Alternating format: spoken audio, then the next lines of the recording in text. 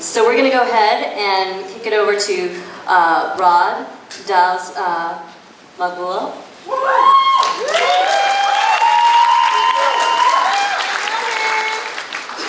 Rod is the current director, as you all know, of program development at Pinoy Educational Partnerships, or otherwise known as PEP, and teaches on and off campuses across California and does all kinds of other work in and out of the community.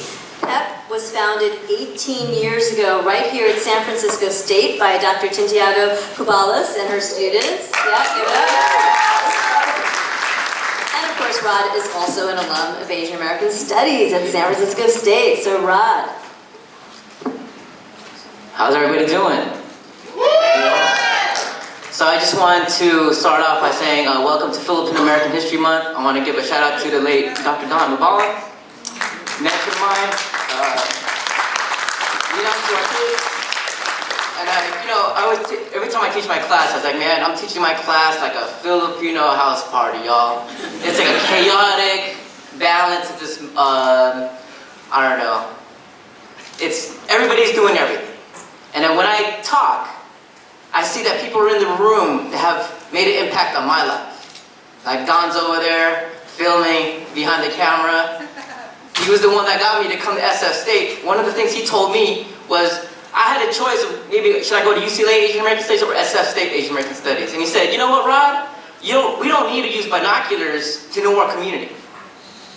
And I was like, I'm sold, I'm coming to SF State. And then this wouldn't be possible too without Dr. Grace Hughes. Where's Grace at? Is she here? I saw her. But Dr. Grace Hughes, she has been instrumental in my life because back in the early 90s, she created this youth group for Asian and Pacific Islander students in UC Riverside. And what was crazy was that I just finished this book called Americans in the Heart by Carlos Pelosi. Who's read that book? Okay, so a handful of y'all should read it. Everybody.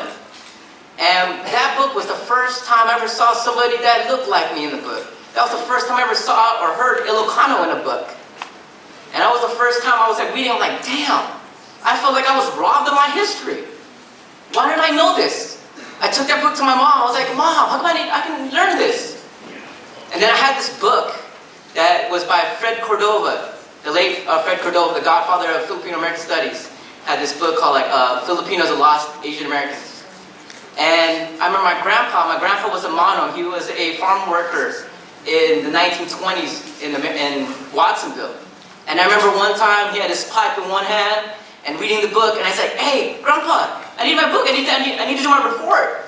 And he's like, I know this, I was there. And like many uncles or grandpas, you think they're lying. It's like, you're lying, Grandpa. I was there. I used to call the cops, I used to call them hogs. And I was like, you're lying. I would tell you, but the Japanese took all my stuff when I went back to the Philippines during World War II. And when I heard that story, I was like, damn, my history was before my mom became a nurse? Are you serious? Because for most Filipinos, we think that Filipino American history started when your mom got here, right?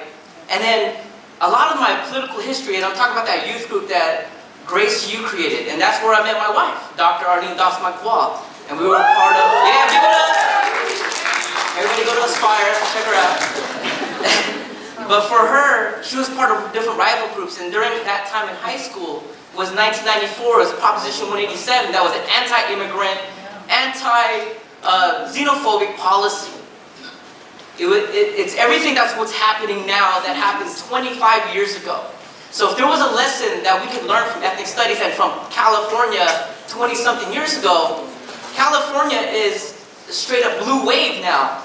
Because we learned that all this anti-immigrant and xenophobia that was created in the 90s is happening now. And the United States, they need to wake up. They need to learn that history because we're turning the tide. This is a critical moment in history where politics is going to change. So 20 years ago, I was writing in my journal, and I was like almost 20 years ago, I graduated from UC Riverside, and I was like, what am I going to do with my life? And I remember writing in my journal, and if you don't journal, I would say journal. And I remember saying, you know, one day I want to teach Filipino American history. One day I want to have a youth group.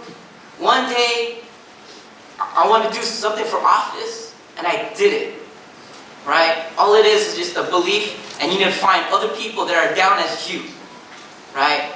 That everything that I did, working in PEP, in Asian American Studies, teaching at, shout out to my students at Skyline College, my former and current students, my homie, Mark Bautista, we ran in PEP together since the first year. It's led me to where I'm at today.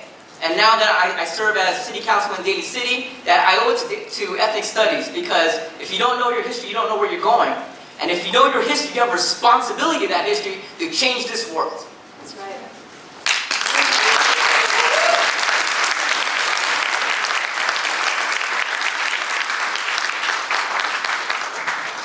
Responsibility.